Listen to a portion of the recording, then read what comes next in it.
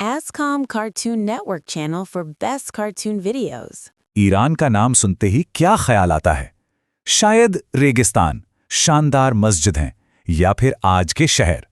पर क्या कभी सोचा है कि वहां की वास्तुकला सिर्फ इमारतों की नहीं, बल्कि इंसानी जुड़ाव और एक दूसरे पर निर्भरता की एक बहुत गहरी कहानी बताती है? ये सिर्फ एक कोट नहीं है, ये एक तरह का न्योता है उस ईरान को देखने का जो अक्सर खबरों और तस्वीरों में खो जाता है। देखिए, ये जो साधारण से दिखने वाले पत्थर के टावर है ना, इनके अंदर जिंदगी धड़क रही है। आज भी लोग रात का खाना बना रहे हैं, जी रहे हैं और हजारों साल पुरानी रिवायतों को निभा रहे हैं। 11,000 साल। जरा इस आंकड़े के बारे में सोचिए तो। ये तो मिस्र के पिरामिडों से भी कहीं ज्यादा पुराना वक्त है। ये एक ऐसी जीवन शैली है जिसने न जाने कितने साम्राज्यों को बनते और बिगड़ते देखा, लेकिन खुद को इन चट्टानों में मजबूती से टिकाए रखा। तो ये सिर्फ इतिहास नहीं है, ये एक जीता जागता आज है। तो चलिए अब कुछ ऐसे ही खास गांवों की यात्रा पर निकलते हैं। ये वो जगहें हैं जहां इंसानों ने कुदरत से लड़ने के बजाय उसके साथ जीना सीखा है। हमारी पहली मंजिल है कंदोवन। जरा सोचिए, एक ऐसा गांव जहां घर ईंट पत्थर से नहीं बल्कि ज्वालामुखी की राख से बने बड़े बड़े पहाड़ों को अंदर से तराश कर बनाए गए हैं। ये जो 30-30 फुट ऊंचे शंकु हैं ना, इन्हें करान कहते हैं। देखने में किसी साइंस फिक्शन फिल्म के सेट जैसे लगते हैं, पर सच तो ये है कि यहाँ सदियों से लोग रह रहे हैं। और इन अनोखे घरों के अंदर की दुनिया तो और भी दिलचस्प है। इनकी दीवारें करीब 6 फुट मोटी नेचुरल एयर कंडीशनर का काम करती हैं। गर्मी में ठंडक और सर्दी में गर्माहट। और सबसे खूबसूरत बात जानते हैं क्या है? वो है छतों पर जमी कालिख की परतें। ये सिर्फ धुआं नहीं है, ये तो एक तरह से पूरे परिवार का इतिहास है।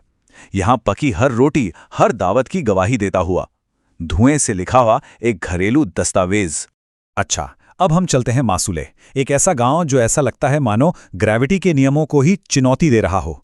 ये एक सीधी खड़ी पहाड़ी पर इस तरह से बना है कि यहाँ आर्किटेक्चर का एक बिल्कुल अनोखा नियम चलता है। एक घर की छत, उसके ठीक ऊपर वाले घर का आंगन भी है और गली भी। तो ये काम कैसे करता है? होता ये है कि नीचे वाले परिवार की जो छत है वो एक सपाट और मजबूत सतह होती है, और यही सतह ऊपर वाले परिवार के बच्चों के खेलने की जगह और मेहमानों के आने जाने का रास्ता बन जाती है। यहाँ कोई पर्सनल आंगन नहीं है, पूरा का पूरा गांव ही एक बड़ा साझा आंगन है। ये आर्किटेक्चर है ही ऐसा जो लोगों को एक दूसरे से जोड़ कर रखता है। और अब देखिए पलंगन। ये गांव 2 आमने सामने की चट्टानों पर बसा है और उनके बीच से एक नदी बहती है। यहाँ का समुदाय 2 हिस्सों में बटा हुआ सा दिखता है, लेकिन असल में वो नदी और पुलों से एक दूसरे से जुड़ा हुआ है। यहाँ जिंदगी सीधी लाइन में नहीं बल्कि ऊपर नीचे चलती है। लोग पानी के लिए घाटी में उतरते हैं, मछुआरे ताज़ी मछली लेकर ऊपर चढ़ते हैं। पर यहाँ की सबसे जादुई बात है हुर्रे गायन। गायक घाटी के एक तरफ खड़े होकर गाते हैं और उनकी आवाज़ सामने की चट्टान से टकराकर गूंजती है। एक नेचुरल इको बनता है। ऐसा लगता है मानो पहाड़ भी उनके सुर में सुर मिला रहा हो। तो हमने 3 बिल्कुल अलग अलग गांव देखे। कंदोवन में लोगों ने जमीन के अंदर घर बनाए, मासूले में जमीन के ऊपर घर बनाए और पलंगन में जमीन के आर पार घर बनाए। तीनों ने अपने अनोखे भूगोल का क्या खूबसूरत समाधान निकाला है। इन सभी गांवों को, चाहे वो कितने भी अलग क्यों न हो, एक सिद्धांत आपस में जोड़ता है। इसे हम कह सकते हैं टोपोग्राफिक सिम्बायोसिस या स्थलाकृतिक सहजीवन। चलिए समझते हैं कि आखिर इसका मतलब क्या है। तो स्थलाकृतिक सहजीवन का सीधा सा मतलब यह है, इमारतें जमीन के नियमों को मानती हैं, न कि जमीन इमारतों के। यहाँ कोई आर्किटेक्ट पहले से बना बनाया नक्शा लेकर नहीं आता। नहीं, लोग पहले पीढ़ियों तक जमीन को पढ़ते हैं। हवा किधर से आती है, धूप कहाँ पड़ती है, पानी कैसे बहता है, और फिर वो कुदरत के साथ मिलकर कुछ बनाते हैं, उसके खिलाफ जाकर नहीं।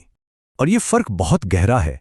एक तरफ आज का तरीका है जहां हम बुलडोजर से पहाड़ियों को सपाट कर देते हैं और अपनी मर्जी का डिजाइन थोप देते हैं, और दूसरी तरफ ये प्राचीन तरीका है जो जमीन के अपने तर्क को, उसकी बनावट को स्वीकार करता है। ये लड़ने के बजाय सुनने और समझने की वास्तुकला है। यहाँ तक कि जो मटेरियल इस्तेमाल होता है वो भी जमीन से ही आता है और उसके बर्ताव को देखकर चुना जाता है। जैसे अब्याने गांव की लाल मिट्टी, ये बारिश में घुलने के बजाय और ज्यादा मजबूत हो जाती है। या कंदोवन की ज्वालामुखी चट्टान जो किसी भी मॉडर्न इंसुलेशन मटेरियल से बेहतर काम करती है। ये तो कुदरत की इंजीनियरिंग का बेहतरीन नमूना है।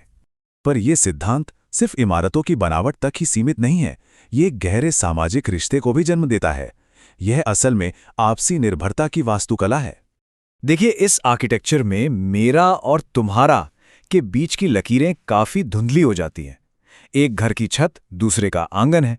एक चूल्हे की आंच शायद पड़ोसी के घर को भी गर्म करती है। यहाँ जिंदगी साझा की जाती है, बांटी जाती है, क्योंकि यहाँ की बनावट ही लोगों को एक दूसरे पर निर्भर बनाती है। और ऐसा क्यों है? क्योंकि यहाँ का माहौल, यहाँ की प्रकृति बहुत कठोर है। ये जो बात कही गई है वो सब कुछ साफ कर देती है। यहाँ अकेला परिवार शायद टिक ही नहीं सकता। सिर्फ एक दूसरे से जुड़कर, एक होकर ही ये समुदाय हजारों सालों से जिंदा है।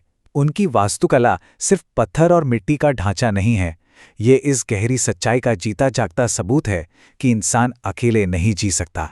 तो आखिर में यही सवाल बचता है, आज की दुनिया में जहां हम अक्सर एक दूसरे से कटा हुआ और अलग थलग महसूस करते हैं, क्या जुड़ाव का ये प्राचीन तर्क हमें कुछ सिखा सकता है? क्या इन गांवों से मिली सीख एक बेहतर कल बनाने में हमारी मदद कर सकती है? अगर आपको स्टोरी पसंद आए तो सब्सक्राइब करो एंड बेल बजाओ सो नेक्स्ट स्टोरी के अपडेट आपका पास पहुंच जाए।